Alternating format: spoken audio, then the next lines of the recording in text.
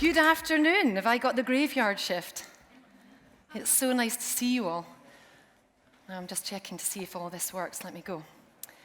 Okay, and you can see me. Have you had any beers yet? A few rosés? I hope you've had a few Belvedere martinis as well. Okay, let me just check it's working. Thank you. So this won't just be a presentation. It will also be a performance too. Let's start with a simple truth. Forgettable is unforgivable. For us here, you can walk into a room and you can disappear. Or you can walk into a room and make the walls remember you. This is about swagger. It's not about ego. It's about noise. It's about energy. It's about moving people. Because in today's world of sameness, saturation, and short attention span, being dull is almost as dangerous as being wrong. So no more intros, no more warm-ups, let's get going. My name is Gemma Parkinson. It's a great pleasure to be with you. Normally I like to see the whites of your eyes, but this is why I've worn this kind of Beyonce-style hat, so I can see you right towards the back. Stay with me. I know these are long days and hot, hot rooms. So here's where we're going to structure our time together. I've borrowed the framing of performance. We're going to lean in to the act of performance. We're going to use this as our structural framing because I believe, that the way we tell our stories, the way we present our ideas is just as important as the ideas themselves. So I'm going to structure this into 6 short parts. Each one will take a principle of what I've learnt. It's not the gospel, it's not something necessarily you should take, you decide, of what I've learned about presence, about confidence, about memorability. It's what I like to call swagger, but not as ego, but as creative intent.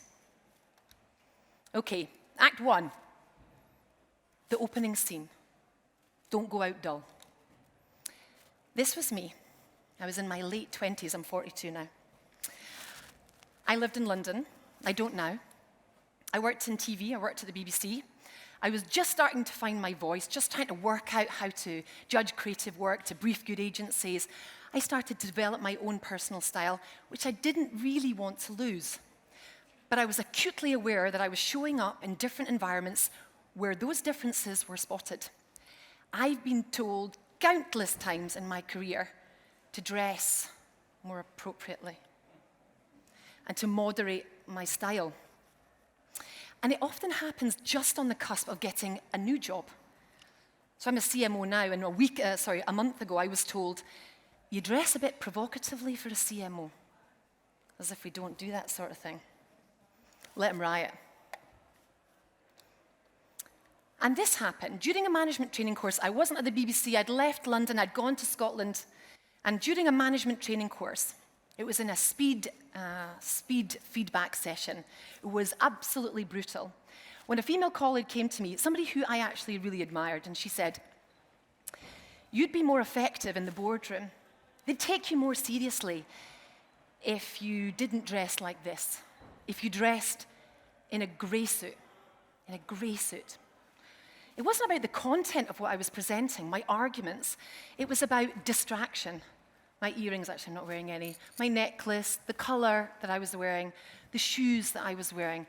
It was that was causing the distraction. Sorry. And I had to understand what to do with that information. Not because I agreed with it, because I needed to decide how I wanted to be seen, how I wanted to show up, and what amount of myself was I willing to sacrifice to be more dull and to comply, and what I wanted to lean into. This was 2 years ago. I'm the only woman. I'm the only person wearing color, and I was the only one not asked a business question. I was asked a question about diversity, however. They used me the face of diversity, can you imagine?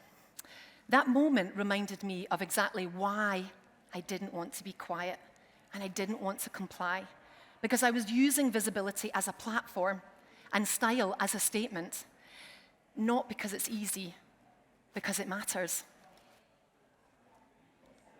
Act 2, the swagger setup, brand you boldly.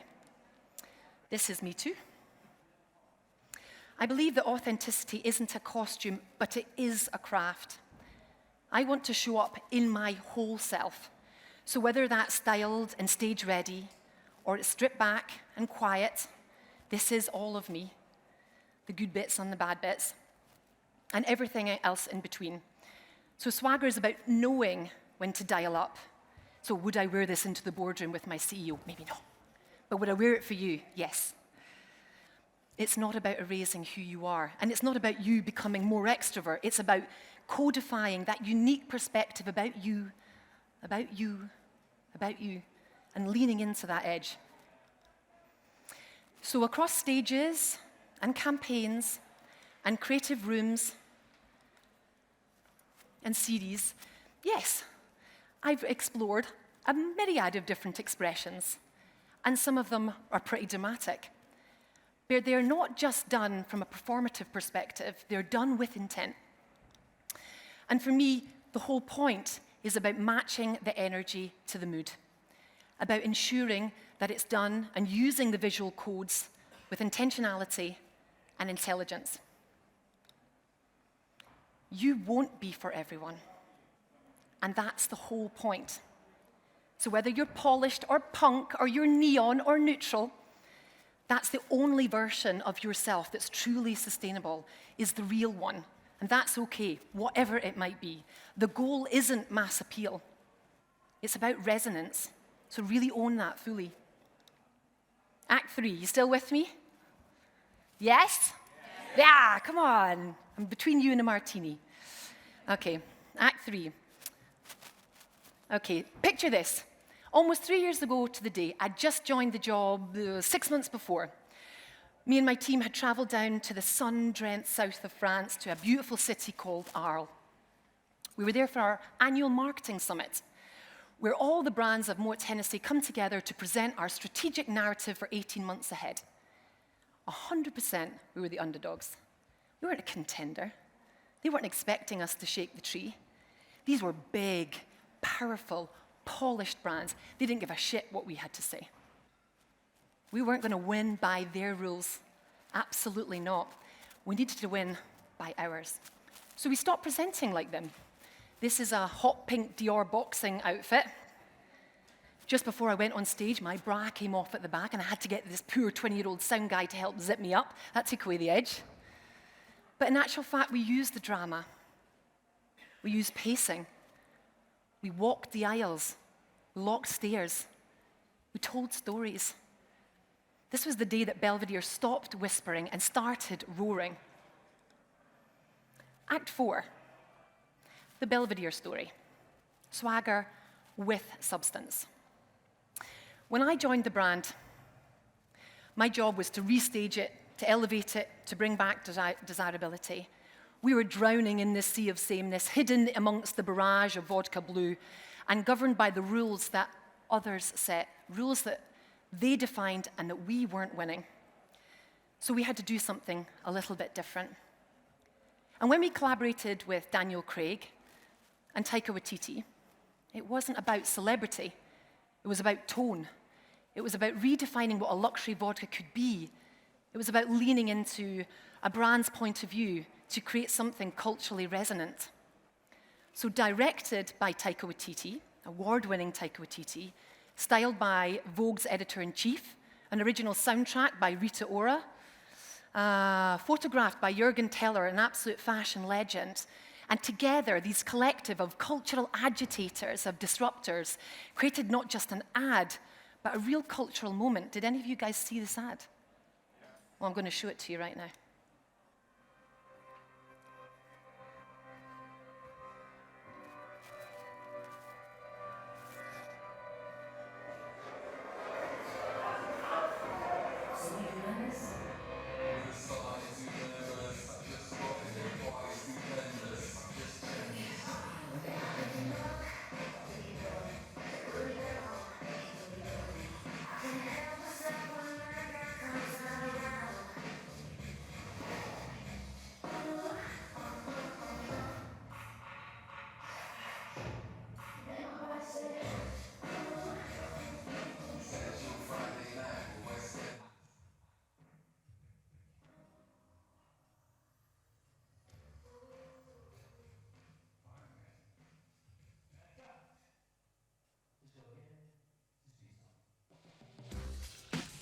Belvedere vodka.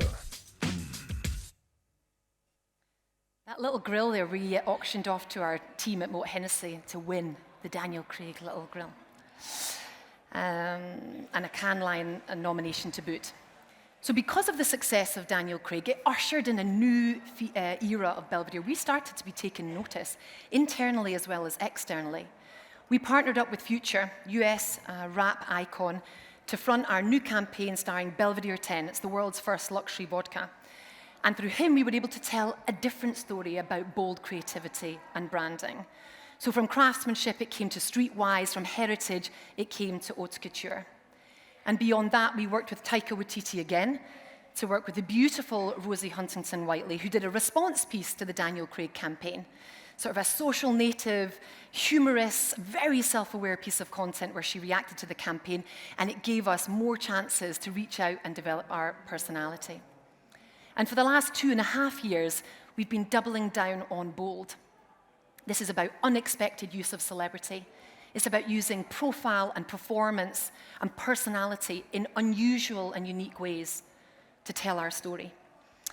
We didn't just want to use talent, we wanted to make them part of our story. We wanted to cast celebrities against type, so no longer James Bond, who knew espionage could choreograph.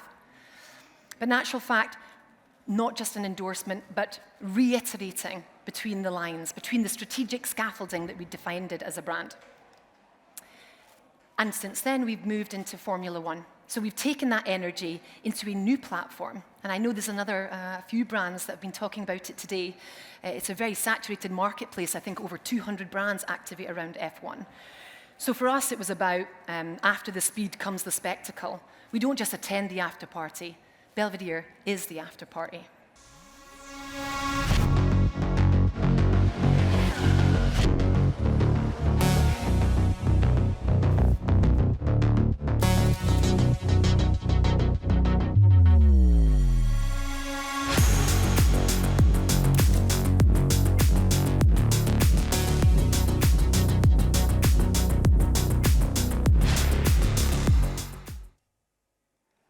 Just whispered to Rob saying, can you take a picture for my mum?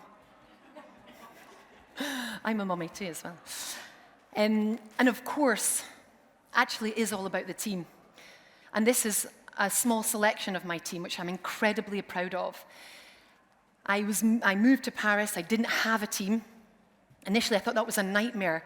No one to tell me the ropes, to give me the history, the brand DNA, the agencies. And I remember my old boss saying, it's okay. You recruit people that want to work with you. You hunt as a pack. And that's what we did. So 25 people, 11 nationalities, in a stretch assignment that I didn't know I could do. We lacked in hierarchy. But my God, we made up in trust, in fun, in culture. We worked too damn hard not to enjoy. And it's vodka, it's party fuel. Act 5, we're careering into the last circle. Vulnerability as a power source. So I want to tell you the little truth behind it. So moving to Paris, I'm Scottish, but I lived in London, then went back up to Scotland, and I moved to Paris 3.5 years ago. It was a reset for me professionally and personally. I made my husband move with me, give up his job, become a stay-at-home dad, which he struggles with, even now. When he phoned me, said their kids are boiling at 39-degree heat and you're fucking off to London again. I didn't know the language when I moved to Paris. I didn't know the category. I was given a job that I didn't know I could do. And through that grit and grace and pain and growth, that close companion between growth and discomfort often exists. Leadership is not just about being certain, actually it's about being open.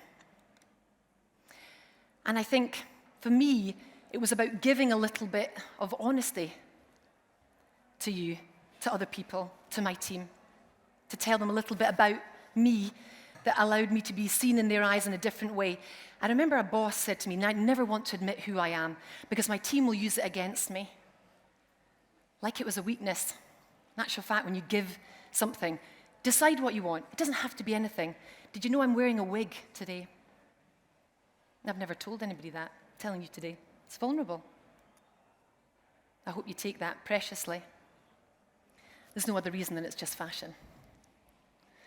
But that genuine connection with people that you care about, that your team, That humility gives them the generous of spirit after. Act 6. To own the extreme within the extreme. This is how we present at Belvedere, if that plays. Yes, it is. This is our internal presentation. Nobody sees this, no consumer will see this. This is just how we present to the audience in MH. Because everybody presents a certain way with a dry presentation, but in actual fact, that's not the point. We need to electrify. We need to shake the tree. We need to make them listen. We want to conquer. We want to win. That's the Belvedere way.